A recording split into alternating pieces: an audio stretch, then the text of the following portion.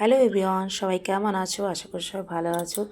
তো বুঝতেই পেরে গেছো আমি এখানে পনিরের কিছু বানাচ্ছি। তো দেখো আমি এখানে 200 গ্রামের মতন প্রায় পনিরটাকে গ্রেট করে নিচ্ছি, গাজর গ্রেট করে নিয়েছি, সুইট কর্ন দিয়েছি, ক্যাপসিকাম একদম কুচি কুচি করে, আর পেঁয়াজ। তো এগুলো সব আমি আগে কুচি কুচি করে নিয়েছি। আর এখানে দেখো কড়াইয়ের মধ্যে আমি দিয়ে দিয়েছি বাটার। বাটার দিয়ে আমি পেঁয়াজ, ক্যাপসিকাম, সুইট কর্ন, গাজর সব একসাথে দিয়ে দেবো। হ্যাঁ, গ্যাসটা কিন্তু হাই ফ্লেমে থাকতে হবে, না হলে কিন্তু সবজির থেকে জল বেরিয়ে যাবে।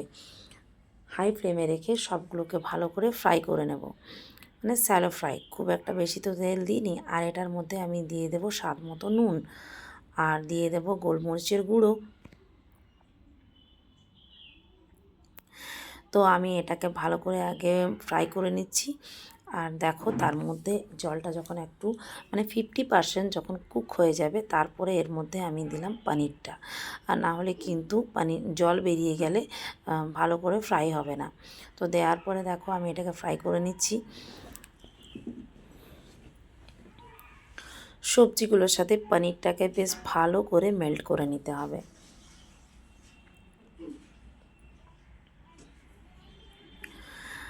আর এটা করতে কিন্তু খুব একটা বেশি টাইম লাগে না, প্রায় 10 মিনিটের মধ্যেই পুরো পুরটা রেডি হয়ে যায়।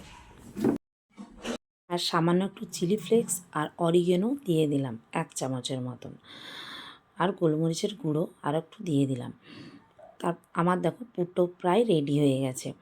আর এখানে দেখো তাওয়াতে আমি ব্রেডটাকে মানে বাটারটাকে ব্রাশ করে নিয়ে আর দিয়ে দিলাম ব্রেড।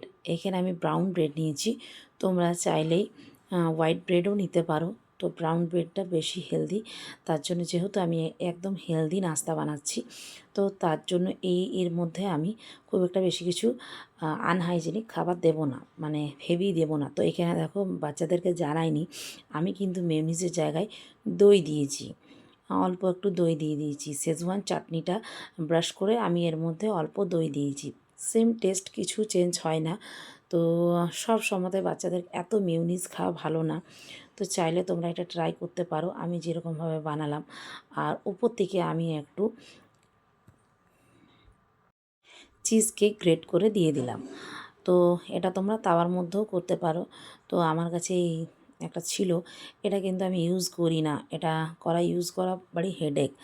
তো মেয়েও বললো যে মাম্মা এটাতেই করো, তো তাই এটা আমি ভাবলাম যে ট্রাই করি। তো এই তোমরা তাওয়ার মধ্যেও দিয়ে, আমি দুটো এরকমভাবে করেছি। তারপরে আমার সবথেকে ইজি লাগে তাওয়ার মধ্যে দিয়ে, তার মধ্যে অল্প একটু গরম করলেই চিজটা মেল্ট হয়ে যায়।